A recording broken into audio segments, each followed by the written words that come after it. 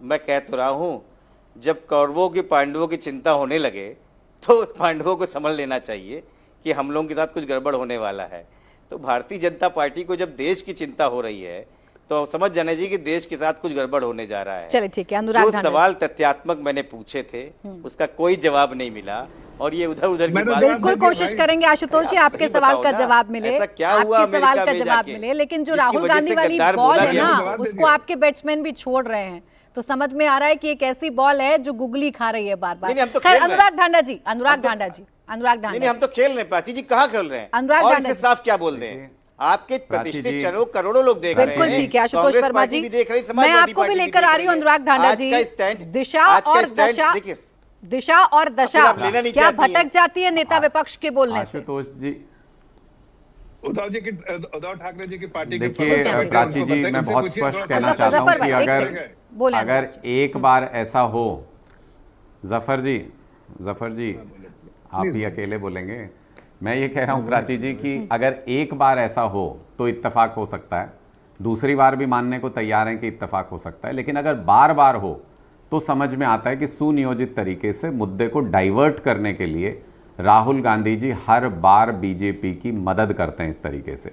मैं उदाहरण के साथ आपको बता रहा हूं, अगर ये चर्चा आज नहीं हो रही होती प्राची जी, इससे पहले आप नीट के ऊपर चर्चा करा रही थी, इससे पहले आप पेट्रोल डीजल क्राइसिस के ऊपर चर्चा करा रही थी, अगर आज ये चर्चा नहीं हो रही होती तो निश्चित तौर पे ये चर्चा हो रही होती कि एक सरकार सोशल मीडिया पर युवाओं के सवाल पूछने से डर जाती है तो देश के अंदर कुछ ना कुछ गलत चल रहा है। सोशल मीडिया हैंडल बैन करने लगती है सरकार किसी एक युवाओं के एक मूवमेंट के सोशल मीडिया पर, तो इससे समझ में आता है कि देश में कुछ गलत तो चल रहा है। लेकिन उसके बारे में आप सवाल पूछें या हम सवाल पूछें, उससे पहले राहुल गांधी जी आते हैं और कुछ ना कुछ ऐसा जरूर बोलते हैं जिसके ऊपर राजनीति पूरी बदल जाए, जिसके ऊपर चर्चा पूरी बदल जाए। और ये पहली बार नहीं कर रहे हैं। जब पाकिस्तान के सामने सीज फायर किया था मोदी जी ने और सारा देश उनसे ये पूछ रहा था भाई क्यों सीज फायर कर दिया, हमें नहीं समझ में आया, हमारी सेना जीत रही थी, आपने सीज फायर क्यों कर दिया, तो यही राहुल गांधी जी थे जिन्होंने आके कहा कि बताओ मुझे ये जानना है कि कितने प्लेन गिरे हमारे। क्या मतलब था उस वक्त? कौन जानना चाहता था कि कितने प्लेन गिरे? उस वक्त सारे लोग ये जानना चाहते थे कि हमारी देश की सेना जीत रही है, सीज फायर क्यों किया।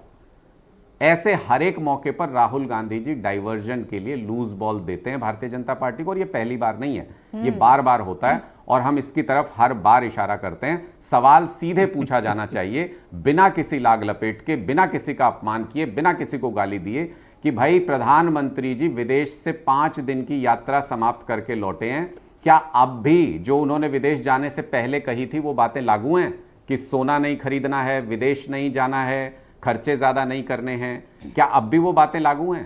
ट्रांसपोर्टर्स हड़ताल पर जाना शुरू हो गए हैं, बाजार खाली होना शुरू हो गए हैं, गरीब की थाली से भोजन हटना शुरू हो गया है।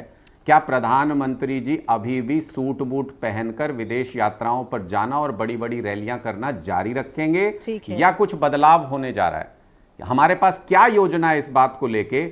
ईरान तेल देने को तैयार है, रशिया तेल देने को तैयार है, हम तेल क्यों नहीं खरीदना चाहते? देश के लोगों को अच्छा अनुराग जी, लेकिन दो बातें हैं। देखिए, आपने सावधान करने की कोशिश की तो शायद आशुतोष जी को समझ में आ जाए, क्योंकि जफर जी बोलते हैं या मैं कोई प्रश्न पूछती हूँ तो दाल में कुछ काला लगने लगता है आशुतोष जी को, लेकिन आपकी बात तो जाहिर तौर पर उनको अच्छी लगेगी। अब सावधानी बरतेंगे या नहीं वो बताएंगे।